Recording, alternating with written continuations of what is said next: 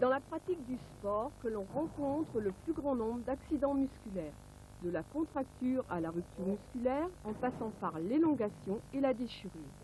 Avec différents spécialistes, nous faisons le point sur ces lésions. Direction Bruxelles, à l'Université catholique de Louvain, où nous avons rencontré monsieur le professeur Maréchal, éminemment connu pour ses travaux sur la régénération musculaire. Monsieur le professeur Maréchal, comment le chercheur voit la lésion musculaire? La lésion musculaire peut être provoquée par de très nombreux facteurs. La chose importante est de savoir si un muscle lésé régénéré peut être remplacé, dans quelles conditions et par quel mécanisme. Cependant, jusqu'à il y a peu de temps, une dizaine d'années, on croyait que le muscle lésé était remplacé par du tissu conjonctif non fonctionnel et que par conséquent, la fonction de contractile du muscle est perdue une bonne part. Il y a une vingtaine d'années, un chercheur diététique qui a cependant démontré que dans certaines conditions, la régénération du muscle peut être totale, complète. Il a fait là une expérience tout à fait étonnante. Il a prélevé le muscle de la région supérieure de la patte du rat, il l'a découpé en petits morceaux avec des ciseaux, et puis il a réinséré les fragments en place dans la loge musculaire dont le muscle avait été extrait. Et 3 semaines plus tard, il a réouvert l'animal, opéré, et il a constaté qu'un nouveau muscle était en place, il avait régénéré. Il était connecté au calcanéum et au fémur. Ce muscle était réinnervé, il était revascularisé, il était contractile. Le muscle est utilisé fonctionnellement par l'animal, et d'ailleurs, ce sera propre. À quoi cela est dû? Comment ce muscle peut régénérer? Eh bien, cela est dû à certaines cellules spéciales, des cellules satellites qui ont été découvertes par un savant américain, Morrow, en 1960. Ces cellules satellites sont des très petites cellules qui se trouvent situées sur un peu de la fibre musculaire, presque enfoui dans la cellule musculaire.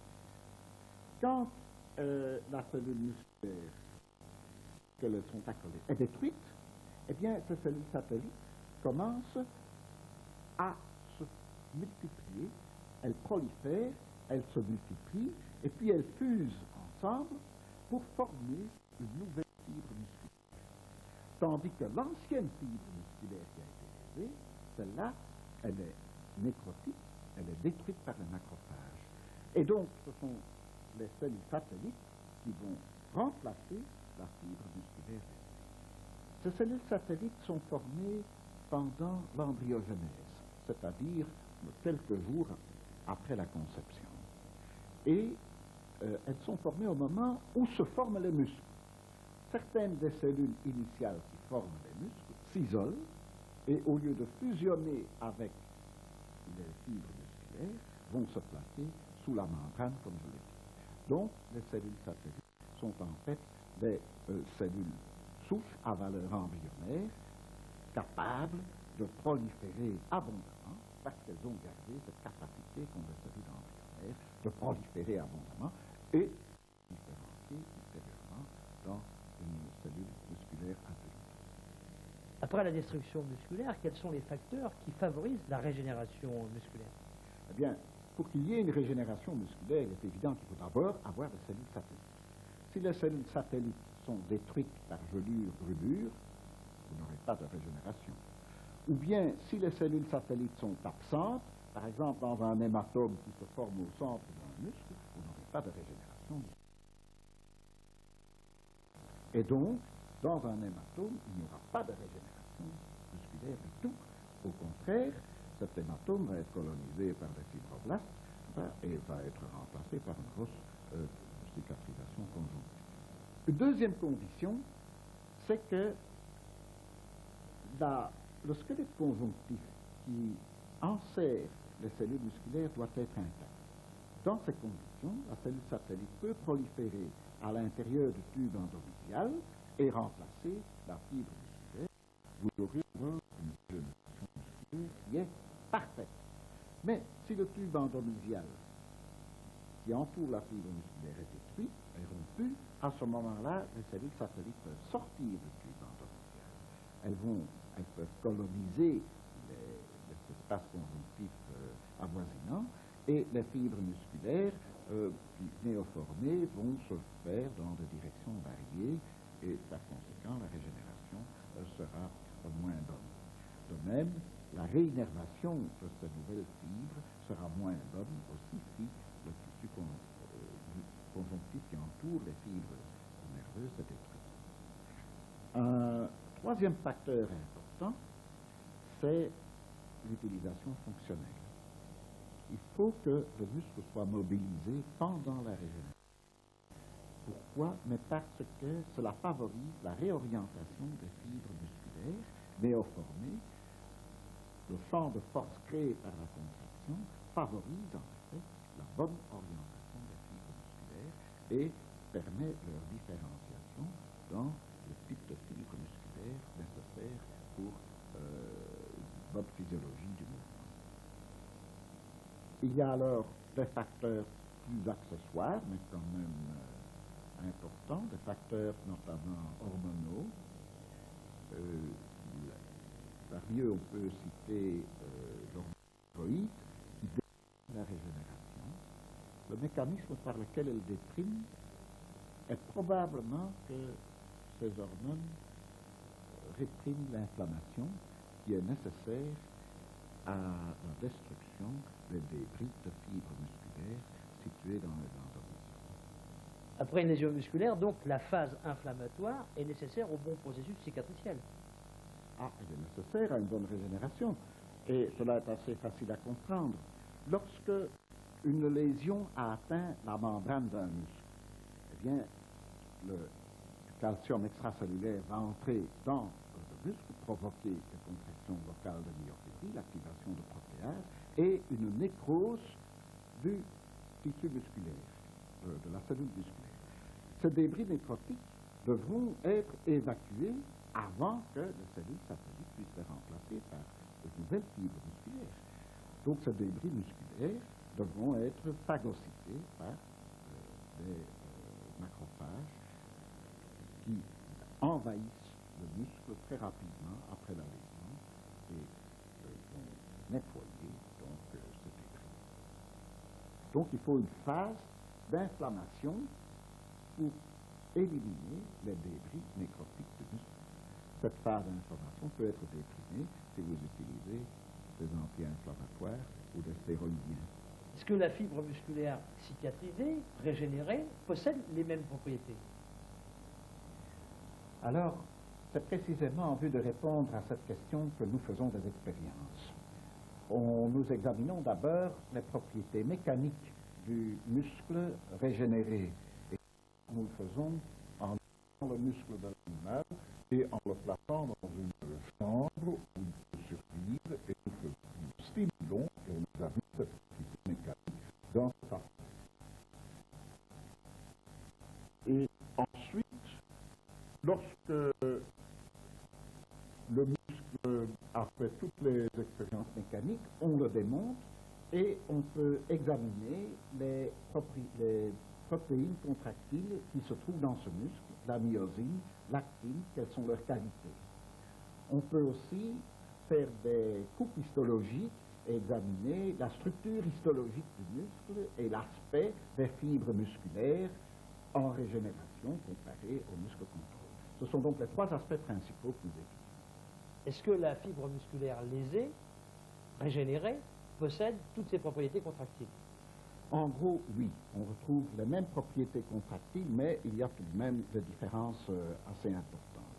Au point de vue, par exemple, de la force maximale que le muscle peut développer, eh bien, elle est diminuée de 20 à 30 Au point de vue de la vitesse à laquelle le muscle peut se contracter, ça c'est un résultat plutôt paradoxal, elle est augmentée, mais seulement dans certains types de muscles. Dans les autres types de muscles, elle reste normale. Du point de vue histologique, nous remarquons peu de différences. Il y a une certaine anisotropie, c'est-à-dire des fibres un peu plus grandes, un peu plus petites. Il y a surtout une persistance du noyau central. Le noyau de la cellule reste au milieu de la cellule, alors que dans les fibres musculaires normales, elle est placée en périphérie. Et on trouve un certain décalage de type de fibres. Il existe donc des fibres de type 1 et des fibres de type 2. Et on peut remarquer dans certains muscles une tendance à l'augmentation des fibres rapides de type 2. Mais on voit beaucoup mieux cette tendance lorsqu'on examine non pas les types de fibres histologiques, mais les types de myosines qui sont beaucoup plus nombreuses. En effet, il n'existe que 3 types de fibres différentes. Il existe 12 myosines différentes. Par conséquent, l'analyse biochimique sera beaucoup plus fine que l'analyse histologique pour détecter des changements dans la qualité du tissu contractile musculaire. Alors nous avons vu les modifications mécaniques sur la fibre musculaire régénérée, les modifications histologiques. Maintenant, les modifications biochimiques, quelles sont-elles? Eh bien, nous avons analysé d'abord les protéines contractiles. Elles sont au nombre de 2 principales. Il y a l'actine, il y a la myosine. L'actine ne change pas de problème. Du côté de la myosine, c'est très différent. Nous avons observé qu'au début de la régénération, la myosine qui apparaît est de type embryonnaire. Et puis, elle est remplacée par une myosine de type fœtal. Puis seulement, des myosines adultes apparaissent vers le 3e, 5e jour après la lésion. Il y a donc une récapitulation de l'ontogénèse. Les myosines adultes apparaissent quand le muscle est réinnervé. Et leur type dépend. Il y en a de très nombreuses. Nous avons analysé les myosines par un type de technique électrophorétique. Puis ces myosines, nous pouvons les diviser en leurs sous-unités et utilisant un autre type de technique par électrophorèse, nous pouvons séparer les sous-unités et nous distinguons ainsi environ une douzaine de myosines différentes. Nous avons observé que dans le muscle régénéré, les myosines ne sont pas strictement identiques à celles du muscle contrôle et elles sont d'un type mécanique un peu plus rapide. Et donc, les modifications mécaniques que nous avons observées correspondent à un type de myosine légèrement différent. En ce qui concerne les autres systèmes enzymatiques, la glycolyse et la mitochondrie, il ne semble pas y avoir de différence notable. De la recherche fondamentale à l'examen clinique, nous nous sommes rendus à Montpellier chez le docteur Bénézis, spécialiste de médecine sportive. Christian Bénézis, on peut dire qu'en matière de cicatrisation du muscle, les choses ont évolué depuis 5 à 10 ans. Oh oui, ça on peut le dire. Elles ont évolué au niveau de la microscopie électronique, qui nous ont apporté la découverte des cellules satellites. Elles ont évolué au niveau de la biomécanique, où on a beaucoup progressé là aussi avec les images tridimensionnelles. Elles nous ont apporté beaucoup de satisfaction avec l'apport de l'échographie, du scanner, de la résonance magnétique nucléaire dans le diagnostic. Et puis, bien sûr, toutes les techniques de stretching nous ont apporté beaucoup de choses sur le plan de la prévention et même au niveau du traitement. Dans le jargon sportif, on parle toujours de contracture, courbature, claquage, élongation. Qu'en est-il actuellement? Il y a des termes qui ont été apportés par le milieu médical et kinésithérapie, contracture, sidération musculaire, tout ça sont des mots médicaux, mais le terme d'élongation et le terme de claquage sont les sportifs qui l'ont inventé. Élongation, ça montre bien, si vous voulez, cet aspect étiré brutalement du muscle, et puis le claquage, c'est le bruit que fait ce muscle quand il se rompt. Ce sont des mots de nosologie sportive et non médicale, mais qui ont leur signification. On en reparlera tout à l'heure dans la classification des accidents musculaires. Alors, est-ce qu'aujourd'hui encore, on peut dire qu'un muscle ne cicatrise pas? Non, ça je crois qu'on ne peut plus le dire maintenant. Et toutes les données actuelles nous apportent ces preuves, à savoir que d'une part, il y a pour chaque fibre musculaire une cellule satellite dites de régénération ou de cicatrisation, de ces deux noms-là. Ça peut aller de la cicatrisation imparfaite lorsqu'il y a une lésion de la membrane basale de la fibre musculaire qui va faire une cicatrisation hétérogène, en passant par le respect ou non de la circulation sanguine à l'intérieur de la fibre musculaire, et puis de l'innervation bien sûr. Lorsque toutes ces structures-là sont respectées, c'est-à-dire membrane basale au sein de la fibre, plus innervation, plus vascularisation, on peut dire qu'au bout, il y aura une cicatrisation parfaite, la cellule satellite ayant rempli son rôle. Est-ce que cela veut dire que lorsqu'il y a une lésion musculaire, il y a toujours une cicatrisation de bonne qualité? Et la qualité dépend des 4 facteurs précédemment cités, à savoir l'existence des cellules satellites, le maintien d'une bonne membrane basale qui assurera la cicatrisation et la régénération, et puis l'innervation et la vascularisation. Lorsqu'un des 4 facteurs est touché, eh bien on aura une cicatrice qui sera beaucoup plus fibreuse, beaucoup moins élastique, et tout ça a déjà été décrit précédemment sur le plan clinique. Quand on parle de lésions musculaires, on parle de contractures, de courbatures, d'élongation, et on les classe dans les lésions non anatomiques. Par contre, lorsqu'on parle de claquage et de déchirure, on parle de lésions anatomiques. Est-ce que cette classification tient toujours? Non, actuellement, avec les données de l'échographie, de la clinique et toutes les données de la recherche fondamentale, on peut dire que toutes les lésions musculaires sont des lésions anatomiques, depuis la simple courbature, contracture ou élongation, en passant par la déchirure musculaire, qui est une rupture déjà de quelques faisceaux de fibres, jusqu'à la rupture musculaire, qui est vraiment l'ensemble des fibres rompues. On peut dire donc que toutes les lésions musculaires sont des lésions anatomiques. Alors ça change tout sur le plan thérapeutique. Ah oui, on peut dire qu'à l'époque, lorsqu'on parlait d'élongation ou de contracture musculaire, il fallait chauffer, masser, pour retrouver les possibilités physiologiques à ce muscle, alors que maintenant, compte tenu de l'existence de lésions, ne serait-ce que d'œdèmes interstitiels ou de petites suffusions hémorragiques, on sait déjà qu'il faudra passer par la phase de glaçage, de repos actif, avant de passer à la physiothérapie, puis à la kinésithérapie active avec la musculation et les étirements, avant de retourner sur le terrain pour la dernière phase qui est la réinsertion sportive proprement dite. Non, si vous voulez bien en détail sur cette classification des accidents musculaires. On peut dire qu'il y a 6 tableaux cliniques auxquels correspondent 6 images échographiques. Il y a 3 tableaux aigus, la contracture ou élongation, la déchirure musculaire, la rupture musculaire, et puis il y a 3 tableaux évolutifs ou de complications. C'est d'une part la cicatrice fibreuse, qui gêne pas mal de sportifs au moment de la reprise, et puis ces 2 complications que sont d'une part l'hématome enkysté, qui faudra fonctionner, et d'autre part l'ostéome musculaire, qui est là une complication grave, qui hypothèque la poursuite de la carrière de tout sportif. On n'a pas parlé de la courbature et de la crampe. C'est vrai, mais ce sont des pathologies que je ne mettrai pas volontiers dans la classification des accidents musculaires. Pour la courbature, je dirais que c'est une simple fatigue physiologique du muscle. Pour ce qui est de la crampe, il faut aller chercher au niveau de la biologie, de la neurologie ou au niveau circulatoire les raisons pour expliquer ce type de pathologie qui surviennent chez tous les sportifs. Mais je crois qu'il y a moins d'accidents musculaires parce que l'échauffement est de meilleure qualité. Parce qu'on a mis au niveau des échauffements des étirements et du stretching, parce que dans les staffs techniques, les kinés ne se contentent pas uniquement de faire de soigner les blessés, ils participent maintenant à l'échauffement, ils participent aux étirements, ce sont des spécialistes. Et je pense que les joueurs bien préparés sont des joueurs qui sont beaucoup moins fragiles.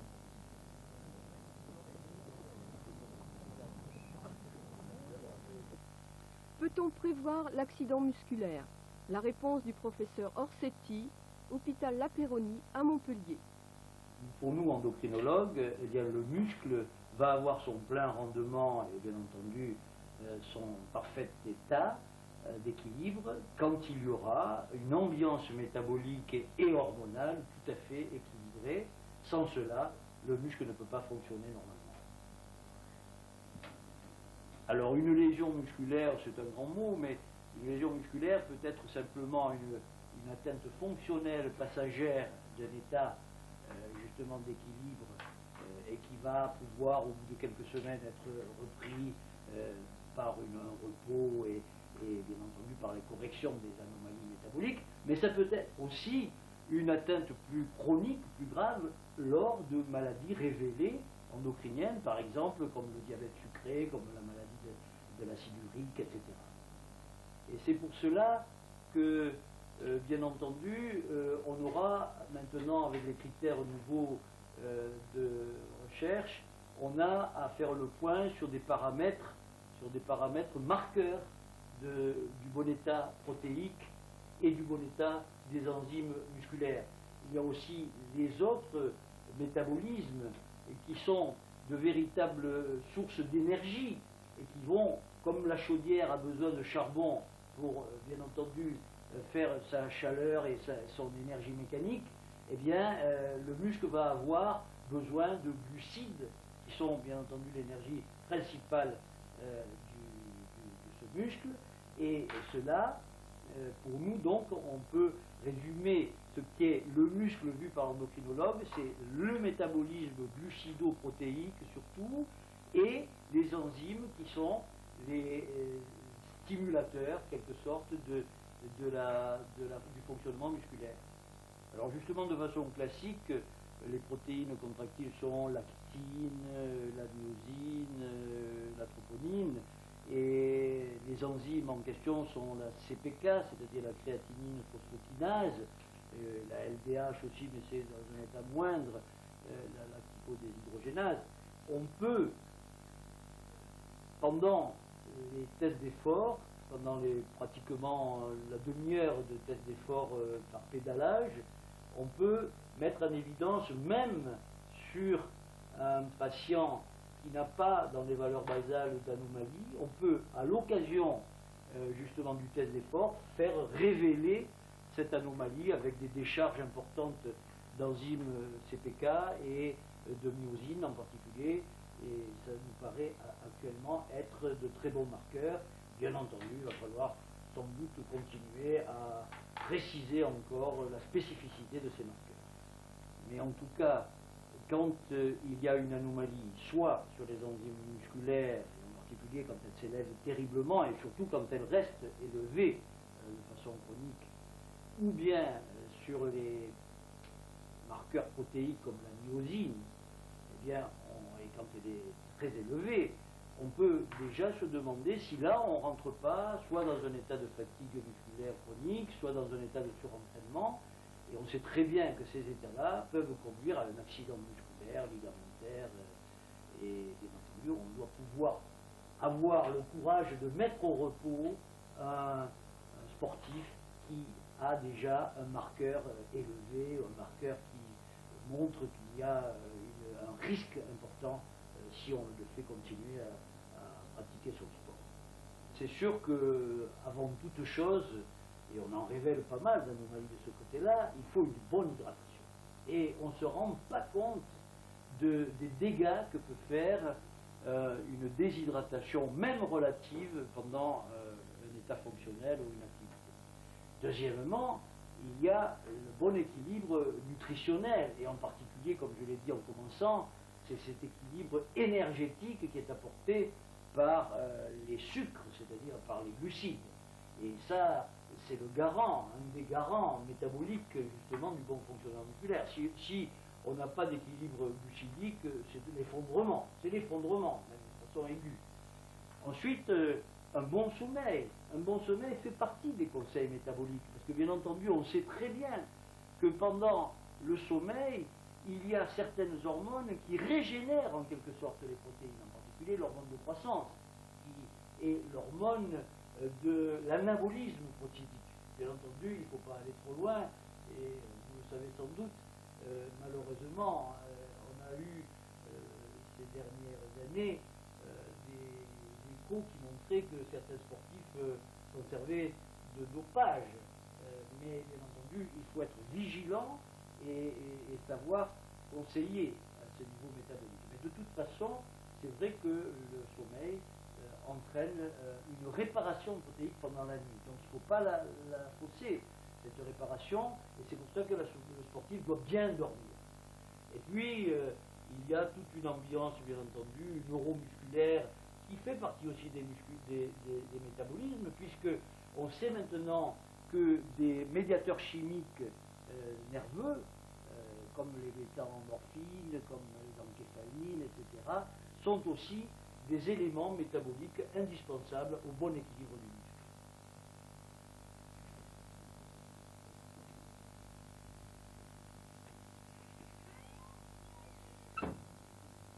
muscle. Le premier tableau, c'est celui de la contracture douloureuse ou élongation. Il se traduit cliniquement par une contracture, qui est une contracture globale du muscle, ici le droit antérieur et le couturier, les deux muscles du foot, associée à une douleur, qui est une douleur palpation, certes, mais surtout à la mobilisation. Mobilisation simple, avec une flexion difficile ici. Mobilisation contre résistance, qu'on verra tout à l'heure. La contracture douloureuse est une contracture globale. C'est ce qui détermine le tableau clinique de l'élongation. Ça, c'est le premier cas. Ça va te mettre à plat ventre. La douleur est réveillée lors de l'étirement passif du muscle droit antérieur.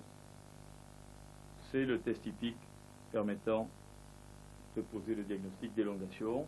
L'échographie nous donnant, là encore une fois, la clé du diagnostic, en montrant un simple épaississement du muscle droit antérieur associé à un aspect hypoéchogène et mal défini. Il y a une modification de l'écostructure, mais elle ne nous permet pas de dire s'il y a eu saignement ou non saignement. La modification de l'écostructure traduit simplement souvent un œdème interstitiel ou un saignement non encore organisé. Dans le tableau numéro 2, celui de la déchirure musculaire, là le tableau est différent. Il s'agit effectivement d'une contracture qui est une contracture segmentaire en regard de la lésion musculaire, associée à une douleur qui est là une douleur permanente, même au repos. Ce sujet a mal.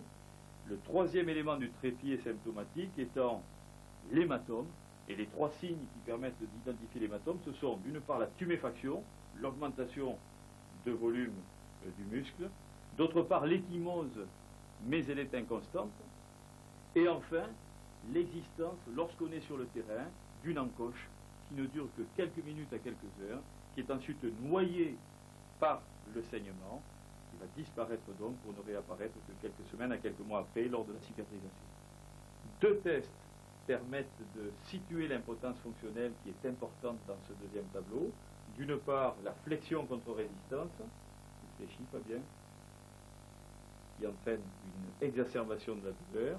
D'autre part, l'étirement passif du muscle, qui là encore une fois réveille la douleur et objective la gêne fonctionnelle. Il faut signaler que pour tous ces tableaux d'accidents musculaires, les circonstances de survenue sont toujours les mêmes. Il s'agit de la survenue d'une douleur brutale dans un effort bref et intense, comme un sprint, un changement de rythme, un contre-pied ou une frappe de balle, comme on les voit classiquement dans le football.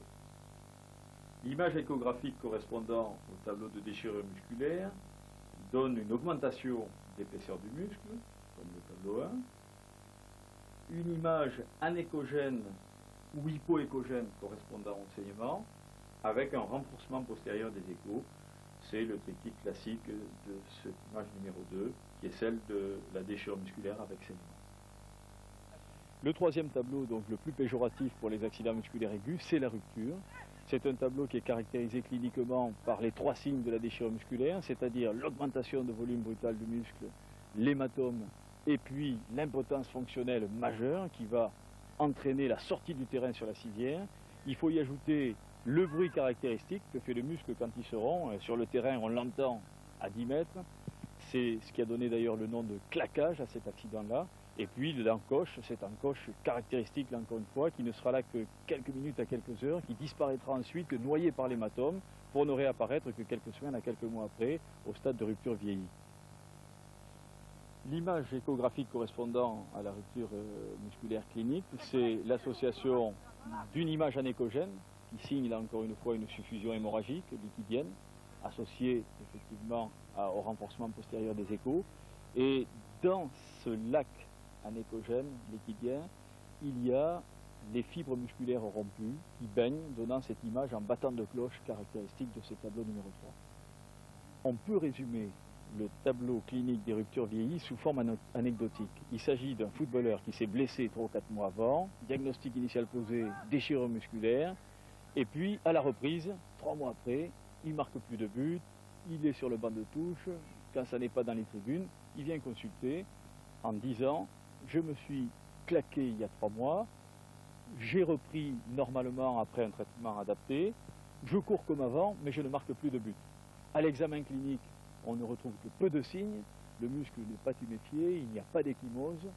Lorsqu'on sollicite en contraction contrariée ces muscles du shoot, on voit apparaître à nouveau l'encoche qui signe cette rupture initialement non diagnostiquée. Sur le plan échographique, cette image est peu significative. On retrouve généralement les deux fragments de muscles lésés avec une solution de continuité. Il ne reste que peu d'hématomes. Il y a souvent déjà une fibrose qui s'est organisée avec une image hyperéchogène qu'on retrouvera dans le tableau numéro 4. Le tableau numéro 4, c'est celui de la cicatrice fibreuse. C'est l'évolution normale de tous les hématomes musculaires qu'on retrouve là. 15 à 20 jours après la survenue de l'accident initial, une régénération, une cicatrisation du muscle s'est installée, l'hématome s'est drainé et il n'en reste pas moins une gêne fonctionnelle sur le terrain. Cet individu est incapable de passer du cabinet kinésithérapie au terrain proprement dit pour une reprise progressive d'entraînement. Là, il faut faire un nouveau contrôle échographique et aller voir si la cicatrisation s'est bien faite. L'image échographique correspondante à ce tableau de gêne fonctionnelle douloureuse mineure, c'est l'apparition d'images de fin écho hyperéchogène dans l'image anéchogène précédemment décrite, qui prouve bien que la cicatrisation se fait, mais qu'elle se fait plus lentement. Il faudra donc des soins adaptés encore avant que le sujet ne retrouve le chemin du stade. Dans les tableaux 5 et 6, on rentre dans le cadre des complications des accidents musculaires. Le tableau 5, c'est celui de l'hématome enkysté. Lorsque, un mois et demi, 2 mois après la survenue de l'accident initial, le sportif est incapable de retrouver son état antérieur de performance, lorsque ce muscle est toujours le siège d'une contracture douloureuse, lorsqu'il y a un aspect un peu fluctuant, profond, au sein même du muscle, il faut redouter cette complication.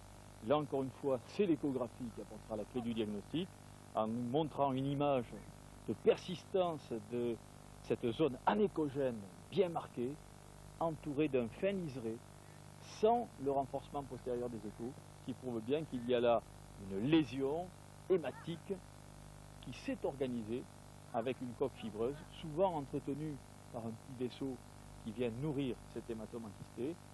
Le recours à la ponction sous échographie sera le geste thérapeutique majeur permettant la guérison de cet état. Le tableau numéro 6, c'est l'expression échoclinique de la complication majeure de ces accidents musculaires, c'est la myosite ossifiante ou ostéomusculaire.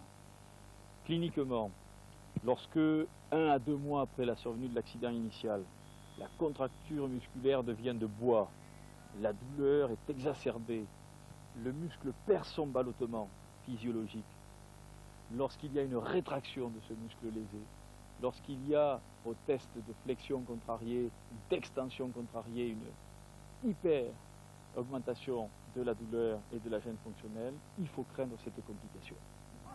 Sur le plan pathogénique, il faut dire aussi que cette myosite ossifiante est le fruit d'erreurs au niveau thérapeutique, avec des massages intempestifs dans les premiers jours, des infiltrations de corticoïdes souvent dans les premiers jours, le non-respect des consignes d'arrêt partiel ou total que nous donnons à ces sportifs qui se croient indispensables sur le terrain. Il faut dire ces choses-là pour essayer de prévenir ce type de complications majeures. L'échographie, encore une fois, bien avant la radiographie conventionnelle, bien avant les clichés mous, la xérographie et même parfois le scanner, nous donne la clé du diagnostic. Lorsqu'au sein de cette image anéchogène, au sein de laquelle on va retrouver cette zone hyper-échogène de cicatrice fibreuse classique, apparaît une zone de cône d'ombre sous la cicatrice fibreuse, là, la signification qu'on doit en tirer, c'est que cette fibrose cicatricielle classique qu'on retrouve dans 98% de ces accidents musculaires est en train de se calcifier puis de s'ossifier. Après de multiples pérégrinations et recherches avec nos amis belges et suisses et canadiens, nous avons mis en place un protocole qui nous donne satisfaction depuis 4 à 5 ans.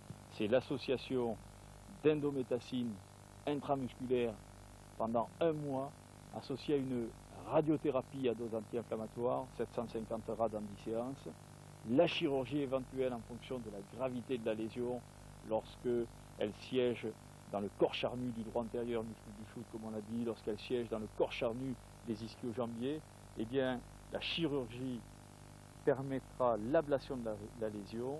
Il y aura ensuite une nouvelle radiothérapie post-opératoire, la poursuite du traitement par endométacine pendant encore 1 à 2 mois, et c'est à ce prix-là qu'il n'y aura pas repousse de l'ostéome.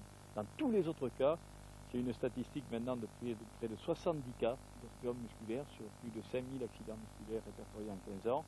Eh bien, sachez que dans tous les autres cas, nous avons assisté à une prolifération renouvelée de cet ostéome. Il y a envahissement sur le plan pathogénique de l'hématome par des ostéoblastes qui viennent coloniser cet hématome et transformer ce qui aurait dû être une cicatrice fibreuse en véritable calcification puis ossification intramusculaire. Voilà ce qu'est l'ostéome musculaire ou myosite ossifiante, complication majeure des accidents musculaires. Dans nos statistiques, 1/3 des cas de sportifs qui ont présenté un ostéome musculaire ont pu reprendre le sport au niveau antérieur de carrière. Le tableau des lésions musculaires est finalement bien sombre. Comment ne pas en arriver à ce stade? Je crois que ce qu'il faut surtout, c'est être très strict dans l'approche thérapeutique. Cette approche thérapeutique, elle se fait en 4 phases. La première phase qui est celle de repos actif, comme je l'appelle. Il faut savoir arrêter le fonctionnement du groupe musculaire lésé, mais autoriser le fonctionnement des antagonistes, des muscles de voisinage, des autres groupes musculaires non concernés. Il faut associer dans les premiers jours des myorelaxants et pas obligatoirement des anti-inflammatoires. Il y a surtout une contracture majeure, segmentaire, qui risque d'aggraver le saignement. Il faut donc donner des myorelaxants dans les premiers jours. Est-ce que finalement la meilleure des thérapeutiques n'est pas la prévention? Bien sûr, ne dit-on pas qu'il vaut mieux prévenir que d'espérer guérir? Et je crois que cette prévention, il faut l'avoir à 3 niveaux. Au niveau biomécanique, avec les étirements. Au niveau biologique, avec la réhydratation et une hygiène alimentaire adaptée. Et au niveau de l'entraînement, avec une rationalisation des paramètres d'intensité, de volume, de répétition, mais aussi et surtout des paramètres de récupération. Je crois que c'est à travers ces 3 aspects qu'on peut apporter par la prévention une diminution de ces accidents musculaires dans l'évolution du sport moderne. Je crois que c'est ça l'essentiel qu'il faut retenir. 10 années de terrain avec l'équipe de France de rugby ont permis à Antoine Galibert d'avoir une approche pragmatique de la pathologie et du traitement des accidents musculaires. Antoine Galibert, 10 ans de kinésithérapie de terrain avec l'équipe de France de rugby, je pense que ça donne des idées sur l'approche des lésions musculaires. Ça donne une idée extrêmement pratique, très proche du terrain. Et avant tout, la première démarche à avoir, c'est de savoir faire la différence entre une lésion plutôt grave ou plutôt bénigne. C'est véritablement le grand enseignement qu'on peut tirer de 10 ans d'expérience et d'aventure musculaire. Et ensuite, il s'agit d'être technique, c'est-à-dire de faire le bon geste au bon moment. Et toujours avec je dirais presque une obsession qui est celle d'être pragmatique et d'être efficace.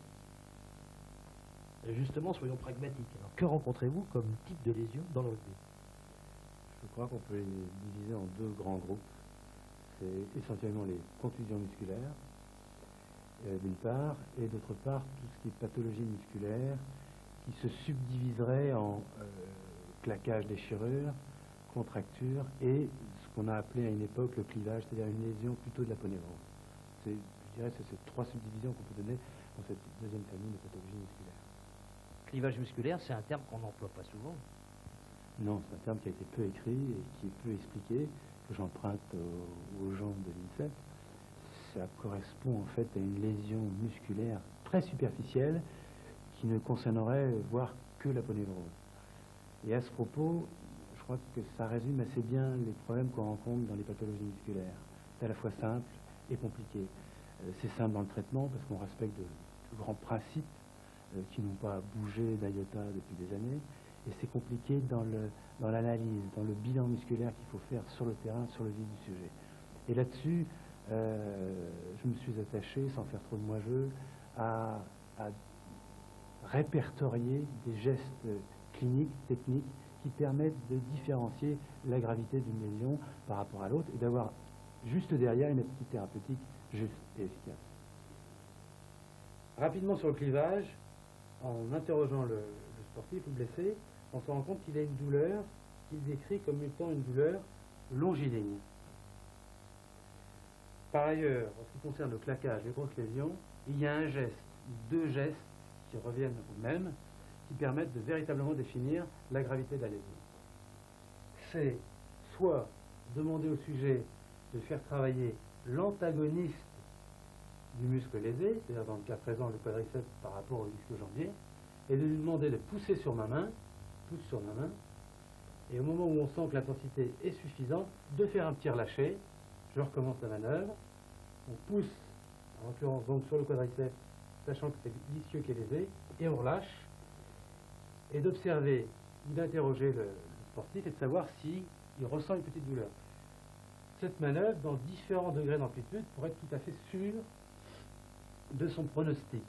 Il peut être fait d'une autre façon, demander une contraction isométrique, toujours en choisissant un secteur.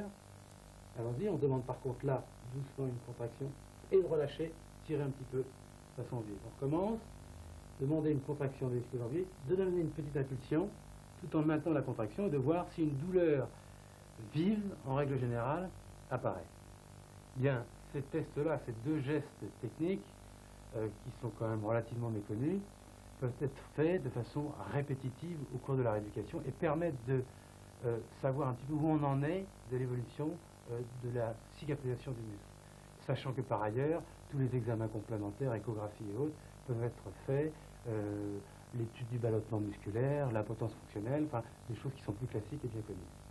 Bien, nous allons voir ce que nous faisons en termes de traitement sur les pathologies musculaires. Ici, vous voyez un appareil qui est un petit peu compliqué, un petit peu ardu à saisir, mais qui est intéressant dans la mesure où, en fin de rééducation, on peut savoir où on en est et faire un bilan musculaire un peu fin. En ce qui concerne la contusion, tout d'abord, bon, vous savez que classiquement, il faut travailler par alignement des fibres et par application de glace, pour les temps de 10 minutes d'application et 3 minutes de retrait. Mais par ailleurs, il y a une manœuvre qu'en règle générale on a proscrit, qui est celle de l'effleurage. Il est possible de pratiquer un effleurage sur un hématome superficiel et visible pendant 30 à 40 minutes. Ça a un intérêt primordial de dispersion, de drainage de la contusion. C'est ainsi qu'on peut favoriser une meilleure restructuration musculaire. Bien, maintenant revenons sur cette pathologie qui est le clivage, qui vous a un petit peu ému tout à l'heure. Je vous rappelle que c'est une lésion longitudinale et très superficielle. Sur cette lésion, il est intéressant de faire un ponçage qui est une espèce de MTP, mais non pas transversal, mais longitudinal sur la fibre musculaire. Pour quelle raison? C'est en fait pour quasiment aggraver un peu la lésion superficielle et permettre ensuite à l'aponévrose de recicatriser, mais en donnant un peu de volume et d'espace au muscle. En ce qui concerne le traitement de la contracture, on va alterner les techniques douces et les techniques plus virulentes. En effet, il faut savoir avoir une attitude thérapeutique logique par rapport à l'état inflammatoire de la fibre musculaire. C'est ainsi qu'on alternera parfois le MTP, mais en tout cas les ultrasons. Les ultrasons avec un effet chauffant plus ou moins important en regard de cet état inflammatoire. D'autre part, sur les contractures, durant environ 24 heures, on ne fera pas d'étirement, toujours par respect de cet état inflammatoire de l'ensemble du corps musculaire. Le traitement de l'élongation se rapproche de celui de la contracture. À une nuance près, qui est importante, celle de la localisation du massage transversal profond. Toujours en respect de cet état inflammatoire de la fibre, nous faisons des massages transversal profonds à distance de la lésion, de l'élongation. Les ultrasons pourront être pratiqués à l'endroit de cette lésion et les étirements seront toujours proscrits au moins pendant 48 heures. Maintenant, la lésion majeure du muscle, qui est le claquage, voire de la déchirure, qui relève en règle générale de la chirurgie, la lésion majeure donc du muscle, le claquage, mérite qu'on s'y attache et qu'on ait un traitement avec un protocole relativement précis. Le claquage, durant la première semaine, nécessite un drainage, une attention sur tout ce qui concerne le saignement et l'éparpillement, le drainage de saignement. C'est pourquoi on utilise un appareil qui s'appelle le Dynaven, qui est un stimulateur électrique veineux de retour. Il stimule le circuit veineux de retour, qui permet de laver le muscle et qui permet un apport sanguin frais, neuf, nécessaire, indispensable, incontournable à la cicatrisation de celui-ci. Ensuite, il faut pratiquer alternativement le glaçage, bien évidemment, selon une modalité déjà citée, 10 minutes d'application, 3 minutes de retraite de glace, et, encore une notion un petit peu nouvelle, pratiquer un étirement discret de la fibre musculaire, de façon à favoriser une cicatrisation qui ne soit pas en raccourcissement, trop court. C'est pourquoi on fait une posture, je dirais, libre, c'est-à-dire vraiment une mise en tension infradouloureuse ou peu douloureuse de la fibre lésée. Et également, on pratiquera un travail actif dans ce secteur externe, toujours de façon relativement infradouloureuse. C'est un peu impensif de dire infradouloureux. On va jusqu'à la douleur, c'est un petit peu douloureux, mais c'est à la fois une posture qui dure au moins 30 par des séquences de 30 secondes, et en même temps un travail actif qui vient compléter cet alignement des fibres et cette cicatrisation à maxima dans sa longueur. En conclusion, l'effleurage sur une contusion, sur un hématome, c'est possible. La mise en tension, l'étirement, le travail en course externe sur des fibres lésées, c'est également possible. Ce qui est important, c'est d'être en phase avec son instinct et en résonance avec les fondamentalistes, les physiologistes et les découvertes, le savoir scientifique que l'on a sur ces lésions musculaires et leur cicatrisation. Comme chaque année, suite aux entretiens de Bichat, l'Expansion scientifique publie les textes des conférenciers. Nous avons retenu 2 ouvrages, celui sur la journée consacrée à l'épaule et sa rééducation, celui sur la journée de la médecine du sport avec sport de neige et de glace. Aux éditions Frison Roche, de notre confrère Christian Gall, intervalle training et rééducation après entorse grave du genou. Après un bref rappel sur l'anatomie des ligaments croisés et sur différentes techniques chirurgicales, Christian Gall nous livre un programme de rééducation détaillé s'appuyant sur la méthode développée par Fox et Matthews, l'intervalle training. Recueil pratique, facile à consulter. Toujours chez Frison Roche, dans un tout autre domaine, transport et déplacement des malades, ou aide à l'autonomie par l'ergomotricité, de Gilles Orgeret. Ce remarquable ouvrage qui veut instruire par l'image est illustré par plus de 500 schémas. Les conseils de portage sont précis et adaptés à chaque pathologie. À conseiller vivement à tous ceux qui ont la charge de personnes alitées ou à mobilité réduite. Publié par la SPEC, Structure et univers du lymphatique, Michel Moreau-Daillot nous propose un véritable traité d'anatomie fonctionnelle de ce système. Ce livre nous aide à mieux comprendre le système lymphatique, sa place structurelle et fonctionnelle dans notre corps, son interdépendance avec les tissus, les nerfs, la circulation artério-veineuse, les organes et les nombreuses pathologies qu'il crée ou auxquelles il participe. Ouvrage efficace, indispensable. Thérapie manuelle des œdèmes par Léopold Robert. L'auteur explique les différentes manœuvres de drainage lymphatique manuel et propose des stratégies thérapeutiques adaptées aux pathologies. Un chapitre sur la pratique des bandages et leur justification thérapeutique, ainsi qu'un chapitre sur les contentions permanentes, complètent harmonieusement ce guide pratique.